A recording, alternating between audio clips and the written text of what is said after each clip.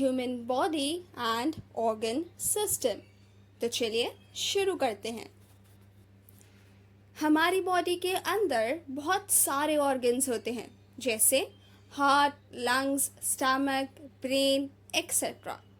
ये सब अकेले काम नहीं करते, बल्कि ग्रुप में मिलकर काम करते हैं ताकि हमारी बॉडी प्रॉपरली वर्क करे।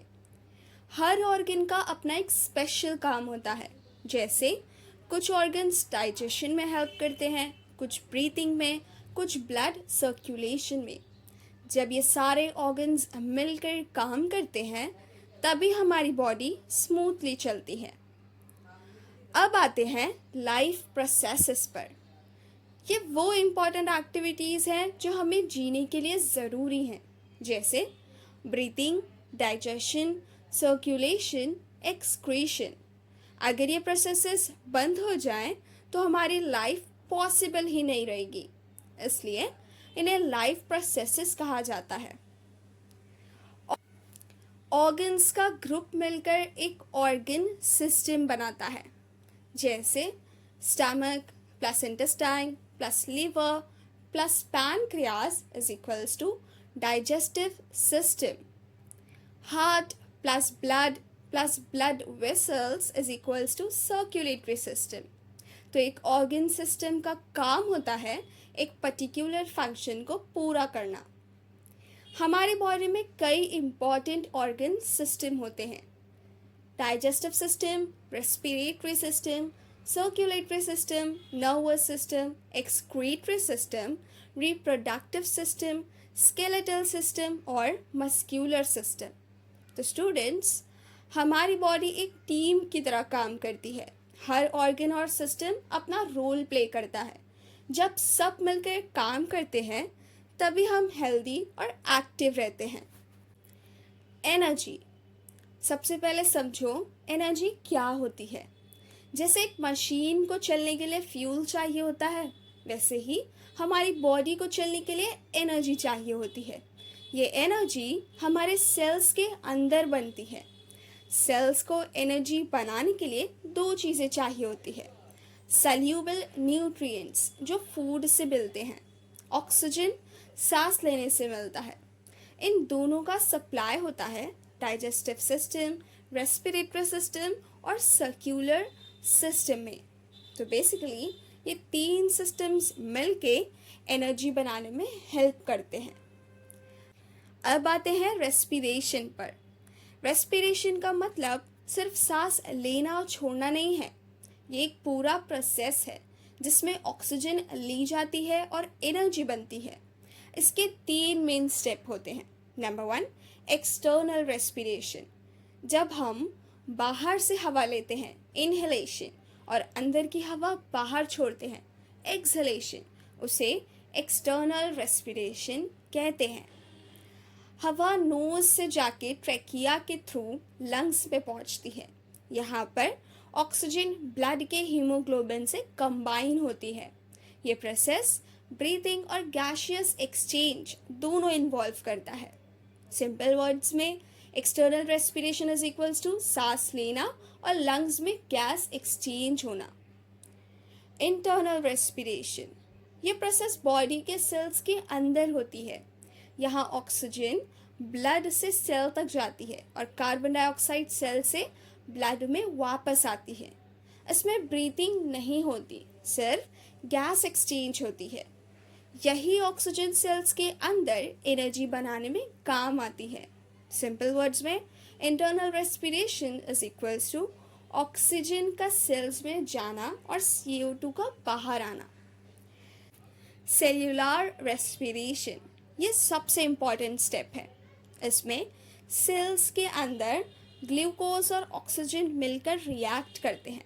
रिजल्ट में एनर्जी बनती है और carbon dioxide plus water vapour निकलते हैं।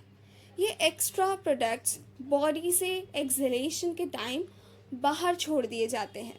सिंपल वर्ड्स में, जब हम खाना खाते हैं और सांस लेते हैं तो बॉडी दोनों को मिलाकर एनर्जी बनाती है। यही प्रोसेस होती है cellular respiration. In short, energy body के लिए ज़रूरी है। बिना एनर्जी के कोई लाइफ प्रोसेस पॉसिबल नहीं है। अब हम रेस्पिरेटरी सिस्टम के ऑर्गन्स के बारे में बात करेंगे, मतलब हमारा सांस लेने का सिस्टम कैसे काम करता है। हमारे रेस्पिरेटरी सिस्टम में ये मेन ऑर्गन्स होते हैं: नोज, फार्नेक्स, लार्नेक्स, ट्रेकिया, लंग्स और एल्वियोलाई। एयर हमारी बॉडी में नोज या माउथ से एंटर होती है। नोज ये रेस्पिरेटरी सिस्टम का स्टार्टिंग पॉइंट होता है। नोज के अंदर टाइनी हेयर्स, सीलिया और म्यूकस होता है। फंक्शंस: एयर को अंदर लेना और बाहर निकालना। नोज के हेयर्स और म्यूकस डस्ट पार्टिकल्स को रोक देते हैं, जिससे एयर फिल्टर होती है। एयर थोड़ी वार्म भी हो जाती है क्योंकि नोज का पाथ लंबा होता है। सिंपल वर्ड्स में, नोज एयर को फिल्टर, वार्म और क्लीन करके लंग्स तक भेजता है। फार्नेक्स फार्नेक्स एक कॉमन पैसेज है जहाँ से एयर और फूड दोनों पास होते हैं। यहाँ एक फ्लैप जैसा पार्ट होता है जिसे एपिग्लॉटिस कहते हैं। एपिग्लॉटिस इंश्योर करता है कि फूड गलती से विंड पाइप में ना जाए, एयर को लंग्स की डायरेक्शन में पुश करता है। ट्रेकिया विंड पाइप ट्रेकिया एक पाइप जैसा ट्यूब होता है जिसके अपर एंड पर लार्नेक्स होता है, जिससे हम वॉइस प्रोड्यूस करते हैं। ये ट्रेकिया नीचे जाके 2 ब्रांचेस में डिवाइड हो जाता है, जिसे ब्रॉन्ची कहते हैं। एयर को लंग्स तक ले जाना और वापस बाहर निकालना इसका फंक्शन है। ट्रेकिया बेसिकली एक एयर हाईवे है जो नोज से लंग्स तक एयर पहुंचाता है। ट्रेकिया के दोनों ब्रांचेस लंग्स में जाके और छोटी छोटी ब्रांचेस में डिवाइड हो जाते हैं। इन्हें ब्रोंक्यूल्स कहते हैं और हर ब्रोंक्यूल के एंड पर होते हैं tiny sacs called alveoli। Working of lungs: हर alveolus के अराउंड ब्लड कैपिलरीज होती हैं। यहाँ ऑक्सीजन और कार्बन डाइऑक्साइड का एक्सचेंज होता है। डीऑक्सीजनेटेड ब्लड लंग्स में आता है। लंग्स में ऑक्सीजन मिलके वो ब्लड ऑक्सीजनेटेड बन जाता है। फिर वो ब्लड हार्ट के थ्रू बॉडी में सर्कुलेट होता है। लंग्स का मेन काम है ब्लड को ऑक्सीजन देना और कार्बन डाइऑक्साइड निकालना। फंक्शंस इलास्टिक और स्पॉन्जी होते हैं। गैसियस एक्सचेंज यही होती है। एल्वियोलाई एल्वियोलाई छोटी छोटी एयर सैक्स होते हैं जिनके अराउंड कैपिलरीज का नेटवर्क होता है। इनकी वॉल्स बहुत पतली होती हैं। फंक्शंस: यहीं पे एक्चुअल गैसियस एक्सचेंज होता है। ऑक्सीजन ब्लड में जाती है और कार्बन डाइऑक्साइड बाहर आती है।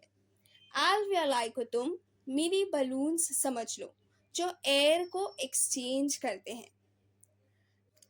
डायफ्राम डायफ्राम एक मस्क्यूलर पार्टीशन है जो थोरैसिक कैविटी और एब्डोमिनल कैविटी को अलग करता है। ये ब्रीदिंग के मूवमेंट्स में बहुत इंपॉर्टेंट रोल प्ले करता है।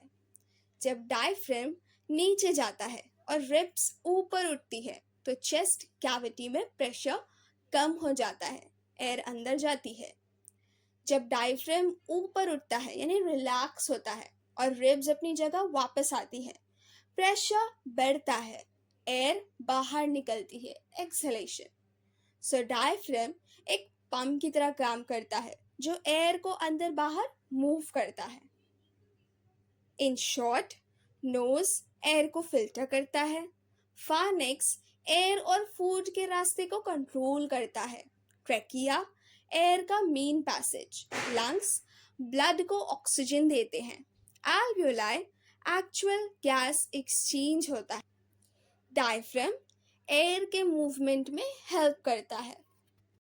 ब्लड सर्कुलेशन: जब बॉडी के एक पार्ट से दूसरे पार्ट तक ऑक्सीजन, न्यूट्रिएंट्स, हॉर्मोन्स और वेस्ट मटेरियल ट्रांसपोर्ट किए जाते हैं ब्लड के थ्रू, उस प्रोसेस को ब्लड सर्कुलेशन कहते हैं।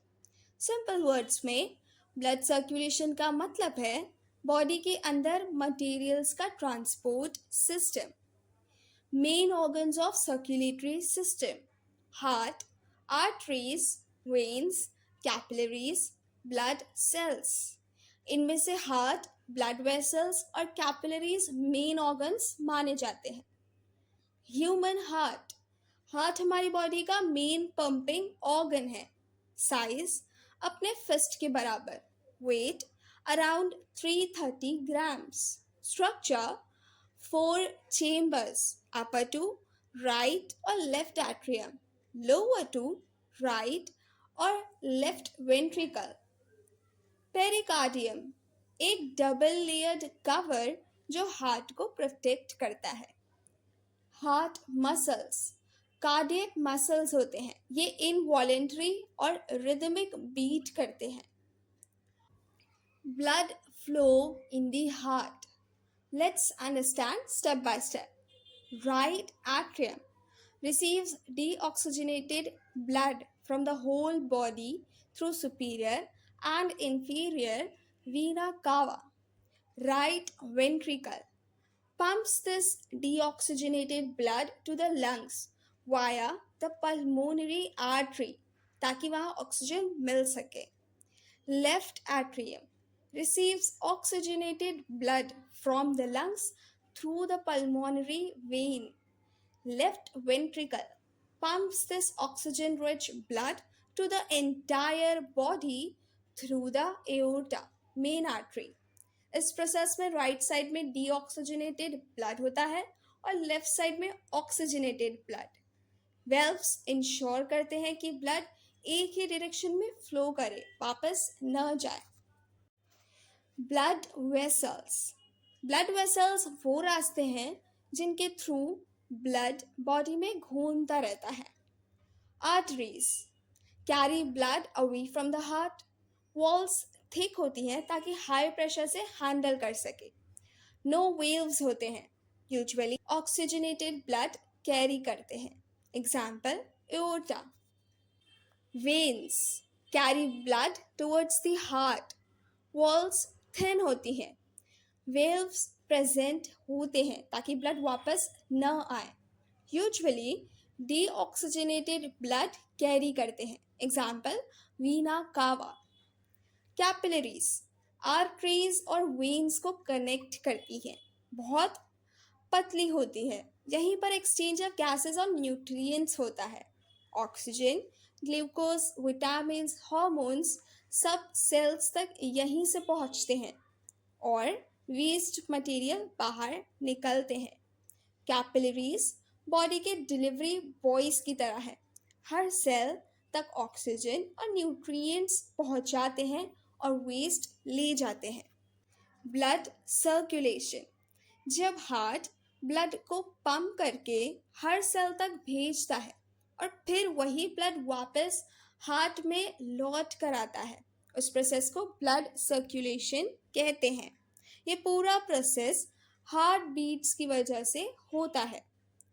हार्ट का एक कॉन्ट्रैक्शन और एक रिलैक्सेशन मिलकर एक हार्ट बीट कहलाता है। 1 मिनट में हमारा हार्ट लगभग 72 टाइम्स बीट करता है, यही हमारा नॉर्मल हार्ट रेट है। हर बीट में अराउंड 75 ml ब्लड पंप करता है।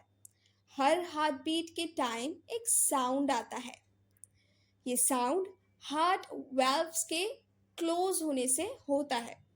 फैक्टर्स जो हार्ट बीट को अफेक्ट करते हैं: exercise, work, mental stress, emotions, sleep, age. जब हम दौड़ते हैं या एक्साइटेड होते हैं, हार्ट ज़्यादा फास्ट बीट करता है। ब्लड, ब्लड एक फ्लूइड कनेक्टिव टिश्यू है, मतलब एक ऐसा लिक्विड जिसमें सेल्स और प्लाज्मा दोनों होते हैं। इसका रेड कलर हीमोग्लोबिन की वजह से होता है। ब्लड के 2 मेन पार्ट्स होते हैं, प्लाज्मा और blood cells.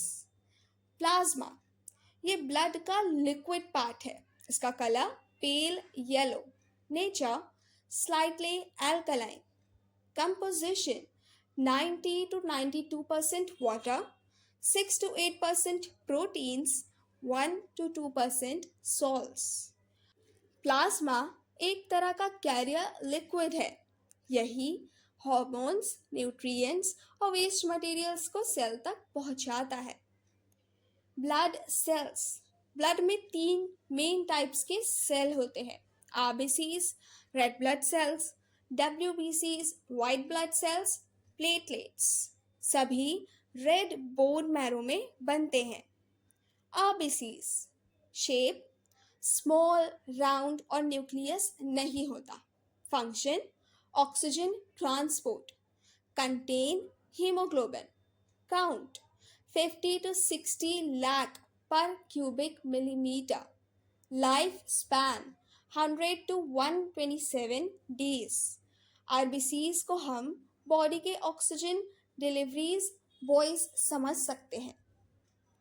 WBCs shape large, colorless और न्यूक्लियस प्रेजेंट। फंक्शन बॉडी को इन्फेक्शन से बचाना। Count 5000 to 10,000 per cubic millimetre.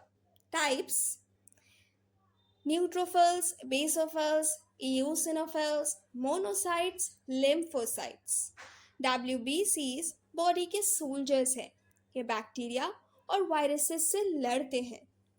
Platelets shape छोटी disc shaped cells. Count 2.5 to 4 lakh per cubic millimetre. Function blood clotting, जब हमें cut लगता है तो ब्लीडिंग स्टॉप करते हैं। प्लेटलेट्स को बॉडी के बैंडेड की तरह समझो। Functions of human blood. Number 1, transport functions. Blood का मेन काम है ट्रांसपोर्ट करना, यानी एक जगह से दूसरी जगह इंपॉर्टेंट चीज़ें ले जाना। गैसेस, ब्लड लंग्स से ऑक्सीजन लेकर सेल्स तक पहुंचाता है और सेल से कार्बन डाइऑक्साइड वापस लंग्स तक ले जाता है ताकि हम इसे एक्सहेल कर सके। न्यूट्रिएंट्स, जब हम खाना खाते हैं तो ग्लूकोज, अमाइनो एसिड्स और फैटी एसिड्स जैसे न्यूट्रिएंट्स इंटेस्टाइन के वॉल्स से ब्लड में एब्जॉर्ब हो जाते हैं। ब्लड इन न्यूट्रिएंट्स को हर सेल तक ले जाता है। वेस्ट मटेरियल्स, बॉडी के सेल्स जब काम करते हैं तो वेस्ट प्रोडक्ट्स जैसे अमोनिया, यूरिया, क्रिएटिनाइन बनते हैं। ब्लड इन्हें किडनीज तक ले जाते हैं ताकि वो एक्सक्रीट हो जाए। Enzymes and hormones, blood enzymes और हॉर्मोन्स को उनके प्रोडक्शन साइट तक, उनके एक्शन साइट तक ले जाता है, जैसे messenger system. Number 2, protection function. Blood के अंदर WBCs और एंटीबॉडीज होते हैं जो माइक्रोब्स और हार्मफुल जर्म्स से फाइट करते हैं।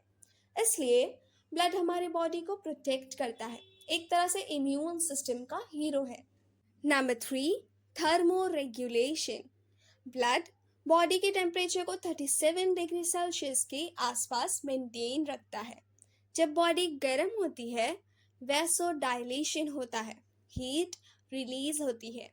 जब ठंडी होती है वैसो कंस्ट्रक्शन होता है, हीट कंजर्व होती है। मिनरल बैलेंस, ब्लड मिनरल्स जैसे सोडियम और पोटेशियम का बैलेंस मेंटेन रखता है। ये बैलेंस नर्व और मसल फंक्शन के लिए ज़रूरी है। क्लॉटिंग फंक्शन, जब कहीं चोट लगती है और ब्लीडिंग होती है तो प्लेटलेट्स और फाइब्रोनोजन प्रोटीन मिलकर क्लॉट बनाते हैं जिससे ब्लीडिंग रुक जाती है। Functions of blood cells.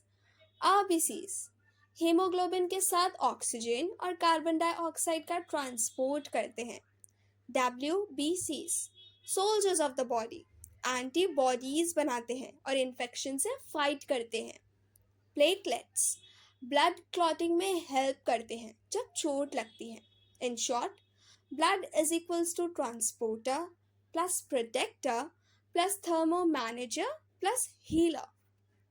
Blood groups, blood group basically बताता है कि आपके आरबीसीज पर कौन से स्पेशल प्रोटीन्स प्रेजेंट हैं और आपके प्लाज्मा में कौन सी एंटीबॉडीज हैं। ये प्रोटीन्स और एंटीबॉडीज डिसाइड करते हैं कि आपका ब्लड किस ग्रुप का है। ग्रुप ए, आरबीसीज पर ए एंटीजन होता है और प्लाज्मा में एंटी बी बॉडी होती है। ग्रुप बी आरबीसीज पर बी एंटीजन होता है और प्लाज्मा में एंटी ए एंटीबॉडी होती है। ग्रुप ए बी आरबीसीज पर ए और बी दोनों एंटीजेंस होते हैं और प्लाज्मा में कोई एंटीबॉडी नहीं होती, इसलिए ए बी ग्रुप को यूनिवर्सल रेसिपिएंट कहते हैं। ये सबसे किसी का भी ब्लड ले सकता है। ग्रुप ओ आरबीसीज पर कोई एंटीजन नहीं होता, पर प्लाज्मा में एंटी ए और एंटी बी एंटीबॉडीज दोनों होती है, इसलिए ओ ग्रुप को यूनिवर्सल डोनर कहते हैं। ये सबको ब्लड दे सकता है। आर एच फैक्टर एक और इम्पॉर्टेंट चीज़ होती है, आर एच एंटीजन। अगर आरबीसीज पर आर एच एंटीजन प्रेजेंट है तो blood group R H positive कहलाता है, अगर एब्सेंट है तो आर एच नेगेटिव कहलाता है।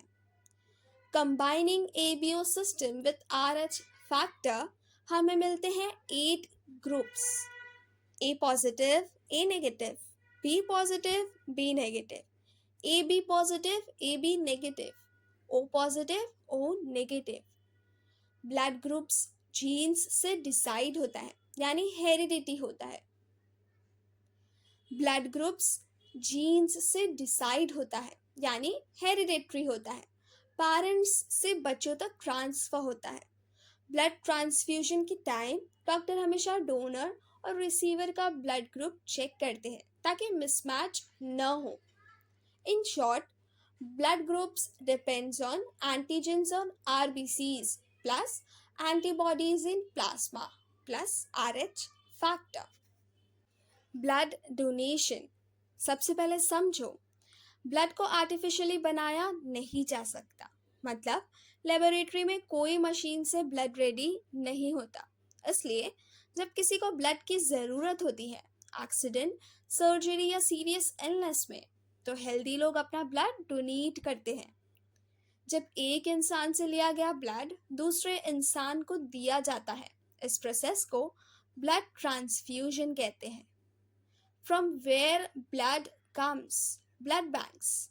ब्लड बैंक्स में हेल्दी डोनर्स से ब्लड कलेक्ट करके उसे साफ और कोल्ड स्टोरेज में रखा जाता है। जब किसी पेशेंट को ज़रूरत होती है तो वहाँ से डॉक्टर ब्लड लेते हैं। ब्लड डोनर, जो पर्सन ब्लड देता है।